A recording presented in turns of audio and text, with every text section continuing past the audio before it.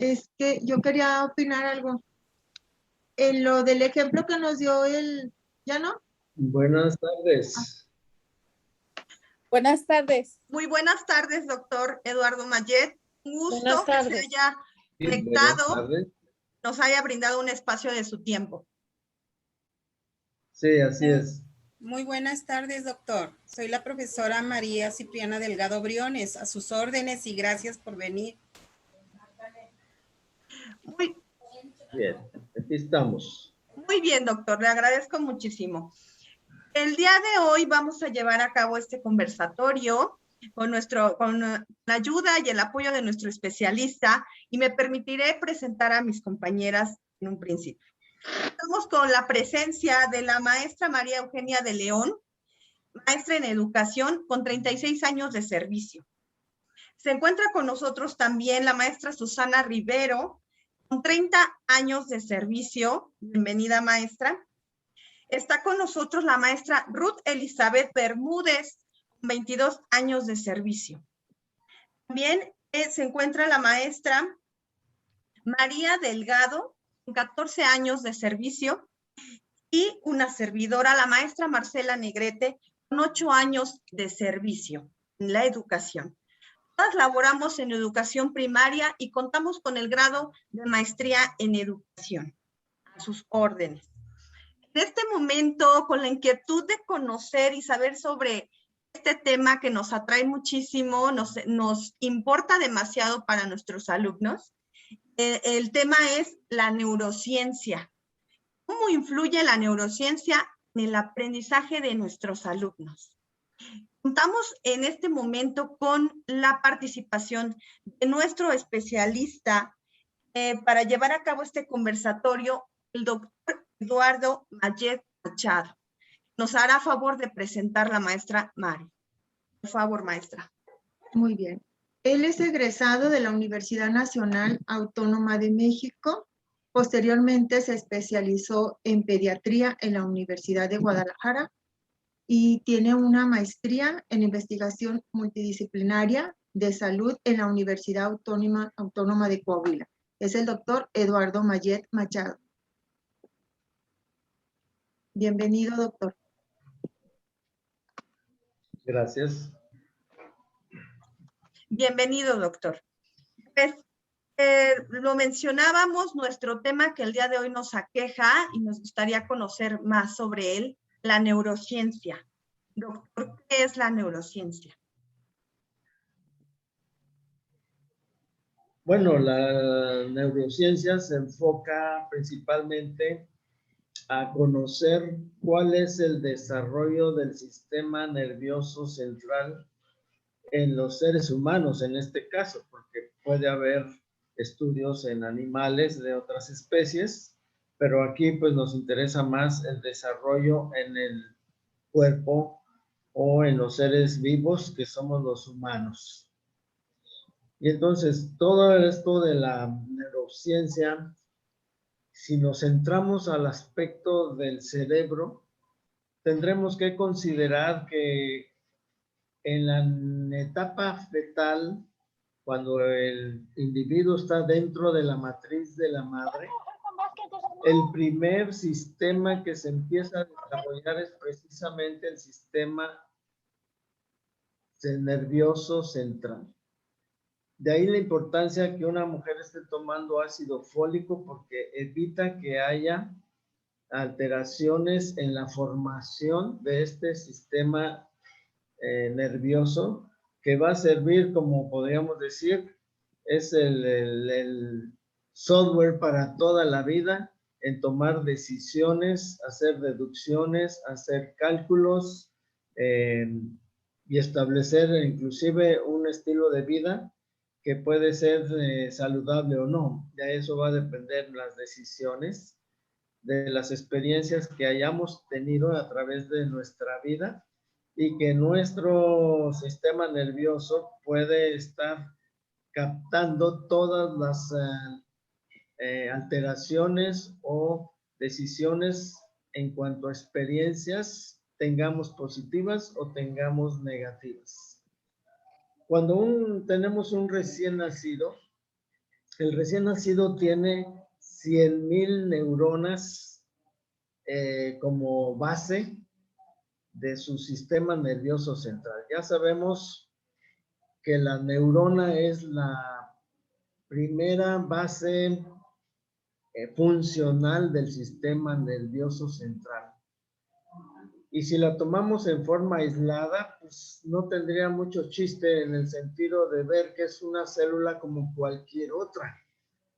Pero ¿qué es lo que hace que en nuestro cerebro podamos hacer cálculos tan complejos como puede ser el cálculo integral o lo que hace un ingeniero al hacer cálculos en una construcción o en un diseñador de aviones o en un programa de computadora? Lo que hace posible todo eso es cómo se conectan esas 100,000 neuronas entre sí mismas. Y yo le digo a mis alumnos, si ustedes tienen la computadora más cara que puedan tener en el mundo, que puede costar unos 40, 50,000 o 60,000 pesos, pues tiene un buen procesador, tiene muy buena memoria, tiene buena RAM, pero si no está conectada a internet, pues absolutamente no estás comunicado con todo el mundo. Y le puedes sacar provecho a una computadora de ese grado, pero no te va a servir para avanzar en el sentido de hacer cosas a veces inimaginables. ¿Qué es lo que hace que una computadora, aunque sea muy simple, inclusive un celular, podamos hacer tantas cosas con él? Las conexiones. Eso es lo que permite en el cerebro que podamos hacer procesos complicados, tomar decisiones, aprender cosas que nunca habíamos pensado que podíamos aprender, como un idioma diferente, actividades o habilidades distintas. Todo se debe a las conexiones que podemos establecer en nuestro cerebro. Por eso la inteligencia no se mide por el número de neuronas, porque curiosamente en los primeros meses de la vida se mueren miles de neuronas, se van eliminando muchas neuronas que en dado caso no nos van a ser de utilidad y solamente se van quedando aquellas neuronas que empiezan a adquirir habilidades y acciones que nos permiten sobrevivir o tener habilidades que nos permitan comer, nos permitan ver, nos permitan oír, nos permitan caminar, etc. Esas neuronas que quedan son las importantes que se puedan comunicar unas con otras. Y ahí está la inteligencia. La persona que es capaz de establecer más conexiones entre las mismas neuronas será inteligente, no importando el número de neuronas que tenga. Y entonces entramos a un tema que llamamos plasticidad cerebral. ¿Qué es la plasticidad cerebral? Es aquella, podemos decir, habilidad que tiene el cerebro de poder aprender y restablecer funciones que en algunas ocasiones se han perdido. Por ejemplo, un niño que pudiera haber tenido una meningitis y que quede con lesiones en su cabecita, hay neuronas que pueden adquirir esas funciones que se perdieron y pueden adquirir las mismas habilidades que el niño tenía anteriormente. Esa plasticidad cerebral se va perdiendo conforme avanza la edad, de tal manera que a los 8 años de edad se ha perdido casi el 50% de esa plasticidad cerebral. Y entonces ustedes todos que están dedicados a la educación, tienen una oportunidad enorme de que en sus experiencias de enseñanza, porque la enseñanza debe ser a través de experiencias, no a través de información.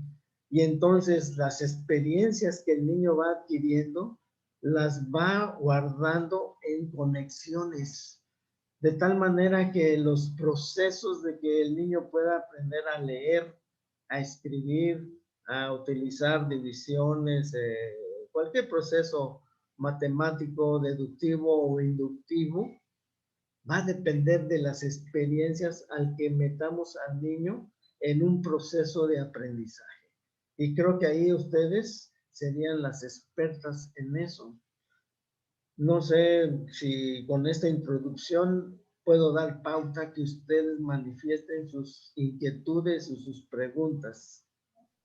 Doctor, muchísimas gracias por enriquecedor la información que usted nos brinda. Prácticamente yo quería hacer la siguiente pregunta. ¿Cómo intervienen los procesos neurobiológicos en el aprendizaje? Pero realmente con lo que usted retoma del sistema nervioso y todo esto que nos comunica, para mí me ha respondido mi pregunta, porque usted lo menciona, hace mención sobre las emociones para que también sean positivas o negativas, intervengan en el aprendizaje de nuestros alumnos y lo importante que somos nosotros como docentes para que ellos aprendan. Y lo menciona usted muy bien y muy acertado. Siempre hay que hacer que nuestros alumnos lo hagan de manera kinestésica, vamos a decirlo así, en lugar de nada más dar o dar un conocimiento prescrito, así a veces no aprendemos. Entonces creo que las emociones también tienen un papel muy importante en el aprendizaje. Gracias, doctor.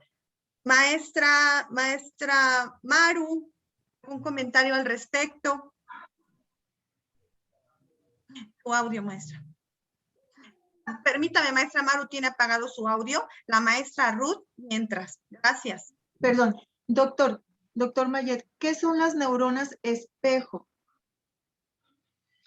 Bueno, esas son una cosa muy curiosa, podemos decir, ¿no? Y no nada más lo viven los niños, aunque los niños es algo tan importante que nosotros los adultos tenemos esa misma respuesta. Ahorita regreso a los niños. Todos hemos tenido la experiencia que si alguien bosteza, otra persona va a bostezar. Y si alguien tose en algún lado, a veces pasa en el cine o pasa en un concierto o donde sea, las otras personas empiezan a toser. Y si alguien ríe, aunque no sepamos de qué está riendo, a veces nomás de verla también nos sonreímos o reímos con esa persona. Esas conductas que expresamos, que vemos en otras personas, se debe a lo que llama la maestra Maru neuronas espejo. Quiere decir que lo que vemos, imitamos, así como Susana ahorita Rivero nos va a contagiar su bostezo, exactamente eso vamos nosotros a replicar como las neuronas espejo. Pero volviendo a los niños, hay una etapa en la educación de los niños que si alguna de ustedes participa en la educación del preescolar, va a ser una cuestión muy importante, porque en la etapa preescolar que podemos definir como desde el punto de vista pediátrico de 2 años a menores de 6 años, en ese lapso de edad, nosotros los consideramos preescolares. El niño va a aprender más de lo que ve que lo que oye. Y esto se refleja precisamente en las neuronas espejo. De tal manera que es un compromiso enorme, por decir, para los padres, que el niño va a aprender de lo que ve de ellos, sea positivo o sea negativo. De tal manera que en ese lapso, esas conductas se quedan para toda la vida. Y yo le digo a los padres de mis pacientes, tengan cuidado, porque a mí ya me pasó en una ocasión que yo ahora veo a mi hija que se muerde las uñas y le digo, hey, ¿por qué te estás mordiendo las uñas? No te estés mordiendo las uñas. ay, sí, es algo instintivo, o sea, no se da cuenta que lo hace. ¿Pero por qué lo hace? Porque me vio a mí que cuando era pequeña, pues yo me mordía las uñas. Y entonces le quedó como esa conducta espejo. Y para que se lo quite es muy difícil porque queda grabado en el sistema nervioso, en la memoria de conducta. Y entonces así vemos que si le enseñamos al niño a que tienda su cama, no lo va a hacer mientras no vea que yo la atiendo. No se le va a lavar los dientes mientras no vea que yo me lavo los dientes. No se lava las manos si no ve que yo me lavo las manos. Igual sucede, por ejemplo, a ustedes en la educación. Los niños van a aprender mucho de las conductas de ustedes. Inclusive se dio un caso que fue muy polémico en una maestra de preescolar precisamente, que tenía una discapacidad. Ella tenía una marcha que llamamos una marcha claudicante. En palabras sencillas, ella cojeaba, ¿no? Al momento de caminar, ella cojeaba. Pues las madres empezaron a quejar de los alumnos de esa la maestra, porque en sus casas los alumnos cojeaban. Y decían, bueno, pues, ¿por qué mi hijo cojea? Pues, y iban a reclamar allá a la escuela, oiga, es que mi niño se pegó, o qué le pasó, porque anda cojeando, y yo le pregunto, dice que no le pasa nada. Y cuando ven a la maestra del niño, pues la maestra cojea. Y entonces, ¿por qué cojeaba a los niños? Porque la veían a ella que cojeaba. Y entonces el niño veía que como consideraba que eso era algo normal o era habitual. Eso es una cuestión de las neuronas espejo. No sé si con eso contestamos a la maestra María Eugenia. Doctor, tenemos otra pregunta. Los estados emocionales del niño, ¿qué relación tiene con el aprendizaje? Bueno, pues en esta situación de pandemia, pues van a tener mucha influencia, ¿no? Como siempre lo han tenido. Entonces, un niño que va a la escuela, por ejemplo, y no quiere ir y lo llevan a fuerzas, pues ese niño no va a poner atención y no va a aprender. Si en la casa del niño hay cuestiones conflictivas entre los padres, pues no va a aprender porque él está supeditado a esa cuestión emocional que él no resuelve. Muchos de los niños en la escolar, cuando hay conflictos en la casa, piensan que es culpa de ellos. La mayor parte de los niños creen que a veces los conflictos de los adultos se deben a ellos. Y entonces, expresiones a veces tan comunes, ¿no? Ya perdiste otra vez el lápiz. ¿Cuántos lápices te he comprado? ¿Dónde los dejas? ¿Dónde están? Esos reclamos para el niño, pues son emocionales y le cargan culpa. Y entonces él va a tener esa cuestión emotiva que no le va a permitir avanzar en su aprendizaje si lo agredimos tanto verbalmente como psicológicamente e inclusive físicamente, ¿no? Muy bien, doctor. Muchas gracias. Maestra Ruth. Sí, retomando lo que habla de las emociones, yo como maestra de primer grado, ¿puedo contribuir con actividades, provocando emociones positivas en el aula y contrarrestar lo que sucede en el aula, valerme de las artes y crear experiencias multisensoriales para los niños? ¿Ayudaría a contrarrestar el ambiente negativo de las familias? Fíjese que su enfoque, maestra Ruth, es muy interesante. Y ahí vemos cuál es la importancia de ustedes en la vida de un niño. Hay niños que prefieren estar en la escuela y no se quieren ir que ir a su casa. ¿Y por qué se debe eso? Porque allí encuentran una palabra que decimos empatía. Y entonces los maestros tienen que ser empáticos. Y yo admiro mucho el trabajo de todos ustedes como educadores, porque si tienes un grupo de 30 alumnos, 35 alumnos, 40 alumnos, llega a haber grupos de 50 alumnos, es un reto enorme de cómo vas a ser empático con 30 individuos. Y cada niño es un universo. Cada niño va a tener su problemática emocional. Y entonces ahí entra la empatía. Miren, lo vemos también con, yo que doy clases en la universidad, cuando el alumno se da cuenta que uno realmente se interesa en él y empezar con el nombre de él, que uno sepa cómo se llama, ese solo, digamos, detalle, te abre la puerta para que ese niño empiece a adquirir confianza, o ese estudiante empiece a adquirir confianza. Y entonces el niño puede abrirse.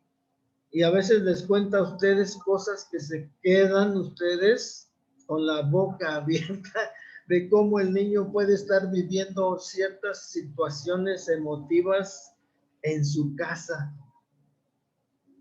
Claro, hay cosas que no vamos a resolver, pero el hecho que nosotros lo digamos, que él se pueda expresar y haga una catarsis de sus frustraciones o emociones, eso es muy benéfico para el niño.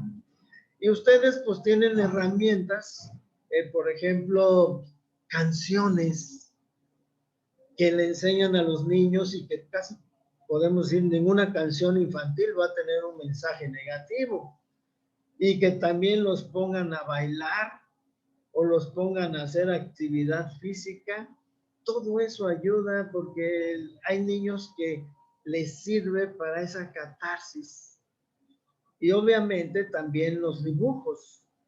Los psicólogos, por ejemplo, a través de dibujos en situaciones legales, cuando hay un conflicto de agresividad, inclusive hasta violación a un niño, un psicólogo a través de un dibujo se da cuenta qué está expresando ese niño emocionalmente.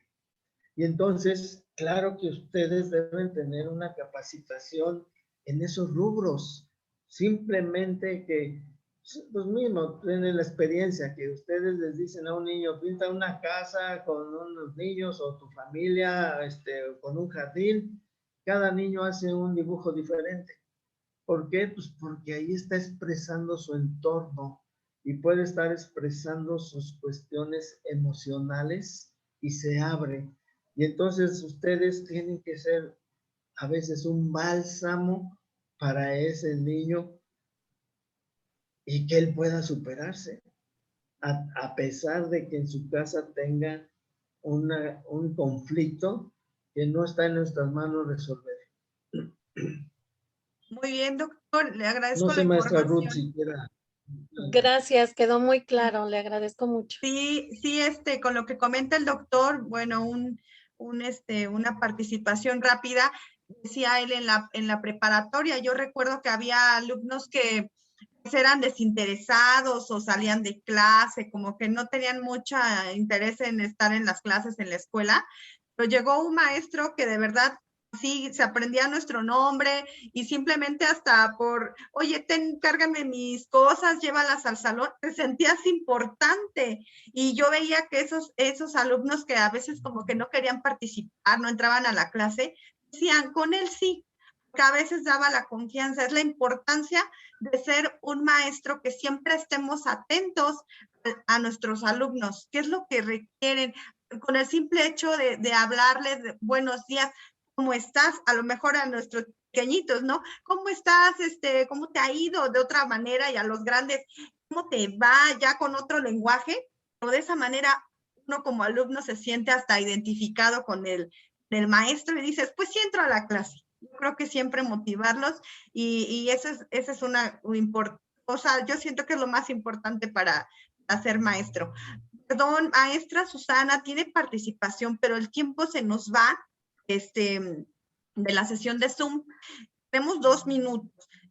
¿Le parece si participa maestra Susana y terminamos la sesión de Zoom para iniciar otra porque el tema es muy importante? Doctor, ¿tiene tiempo todavía para estar con nosotras?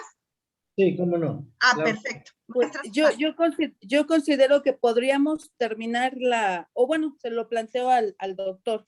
Todo lo que ha dicho usted me ha parecido muy importante y he encontrado conexión con lo que estamos trabajando efectivamente en neurociencia.